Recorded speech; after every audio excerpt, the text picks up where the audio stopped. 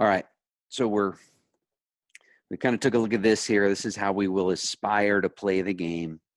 This is how you end up winning.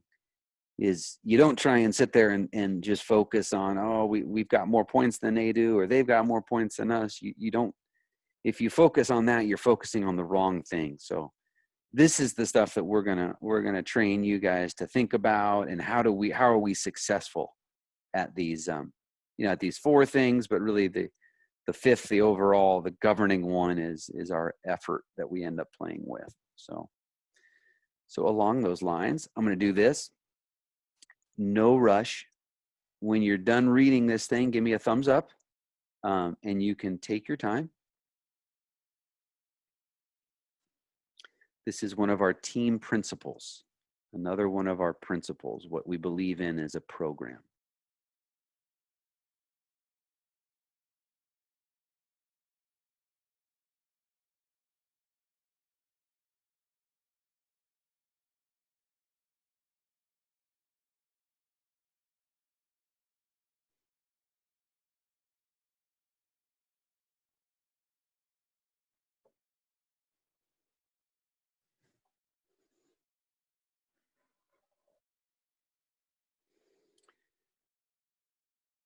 You guys set? Give me a thumbs up.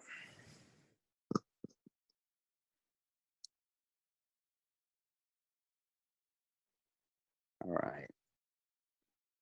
It's like we're getting a little bit choppy here. What this is really trying to instill in you is that you're competing. You love to, football is a game of competition, but it is more about competing with yourself. Are you willing to compete against yourself? Are you willing to get a little better each day? And that's what we are going to support. That's what we're going to support on our football team and our teammates and people in the program. Is they're there because they want to. They have enough courage to make the choice to try and to try and be better.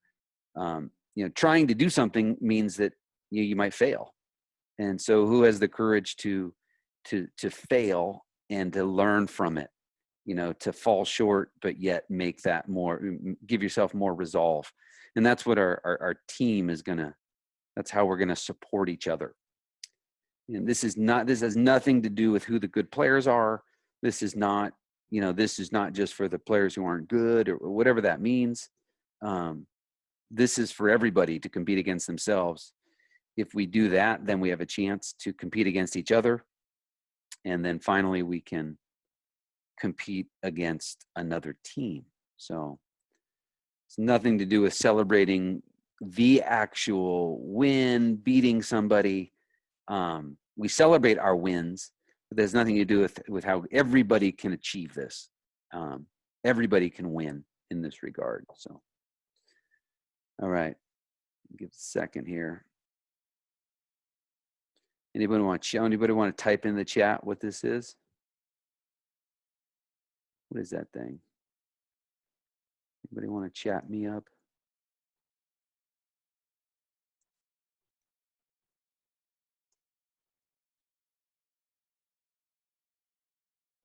Oop.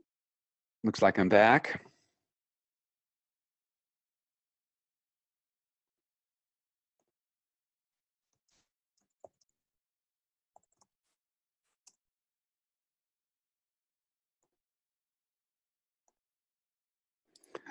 What is that thing?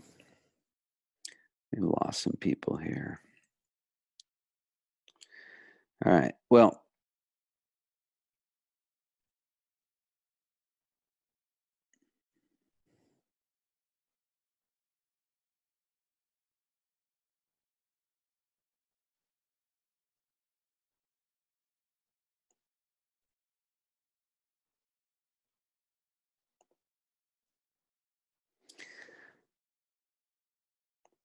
all right. So what is that thing? That is obviously a football, and you would know that. But what this really is this is everything. This is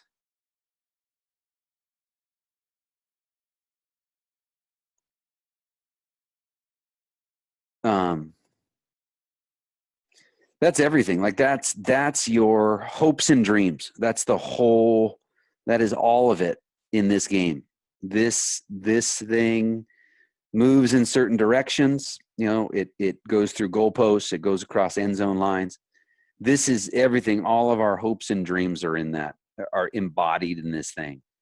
So we have to do a couple things. We have to understand how we possess a football, how we're responsible for it.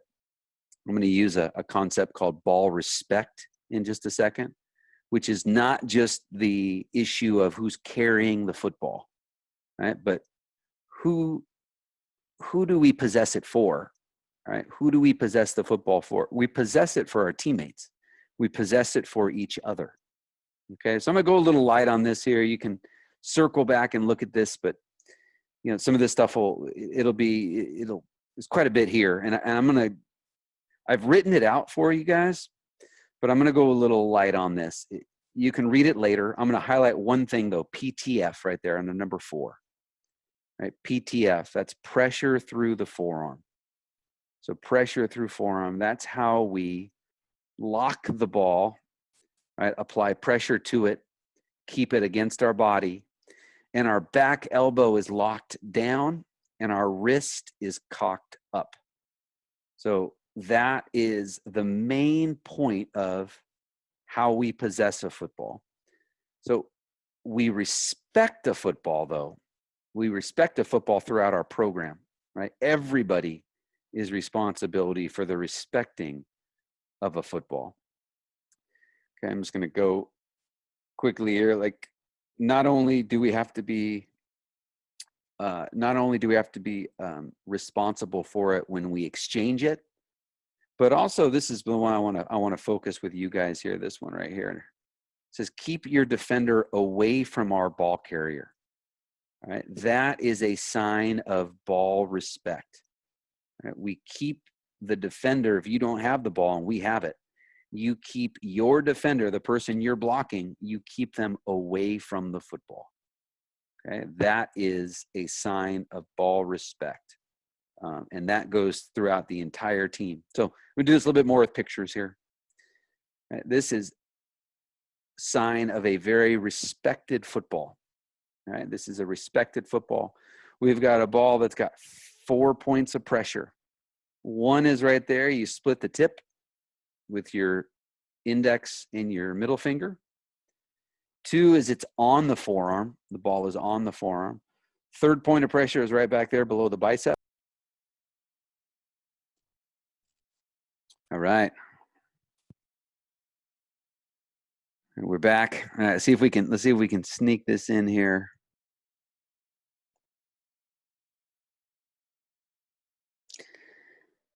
So I was in the middle of saying that football right there is locked tight. Wrist is cocked up, right? The pressure through the forearm, right through the rib cage. Here's another very good picture of it. We've got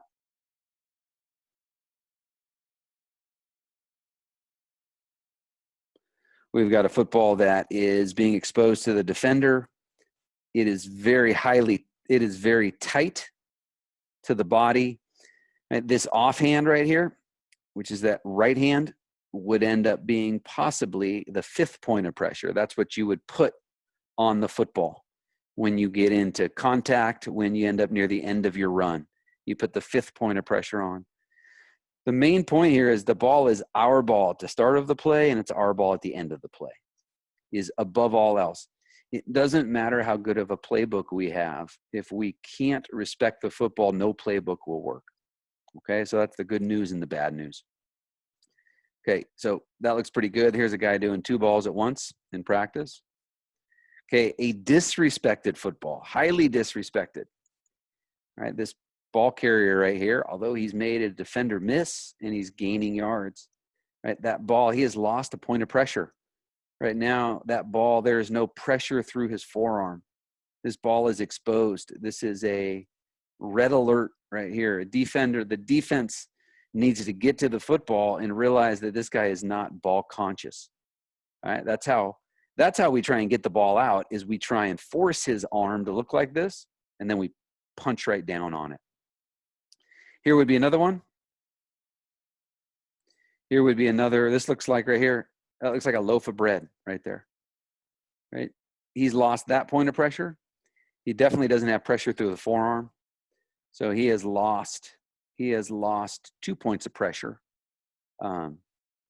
This picture down here is not on here because of a fumble. This picture is on here because we got a defender that had a direct hit on the football. And so it's exposed the football. And so that football is flying away as a secondary effect. So what I want to point out is this guy right here. I don't know his job description, but I'm probably, his job would have been to block that guy. He's pretty close to him. Looks like he's just looking in the wrong direction here. So this is an exposure of the football by a blocker. So this guy was not carrying the football, but he has exposed the football. The team has exposed the football. And then the defender manages to deliver and get the ball out. So this would be a disrespected football as a team. This is equally disrespected as a team. And this is what we work on in practice. And everyone can work on that in practice. Everyone will be responsible for that. All right, so to wrap up, the way that we're good out on defense, okay, and the only way that we're going to be able to do it is we've got to get a lot of people to the football. We've got to get multiple defenders. So the first 2 defenders are going to get to the ball to secure the tackle. All right, that's what the first 2 defenders will do. All right, the third defender, oh, Steelers. I like it, Gage. The Steelers don't like that right there. I say that much. They don't like that. The third defender for us, the third defender will be the first one who's allowed to strip the football. We have to secure the tackle first, and we have to get lots of people to the football. Okay, so we'll go over how we do this, how we get that football out. But what we have to do is get to the football, or else the defense won't work. And we need multiple people around the football because we want to secure the football. We want to secure the tackler. All right. So if you want to dream about how do you cause a fumble, it's that you play on a defense where there's so many people around the football that although you are running as fast as you can, right, you're the third guy there. And think of it this way. And if you think, well, why don't I just wait and I'll let other people get it, and then I'll be the third guy, they're going to be in the end zone, right? So we've got to all get to the football such that we as a team have a third defender there. That's what we need if we want to take it away. So that's my introduction to how we win the turnover battle as a program. So let me turn this off.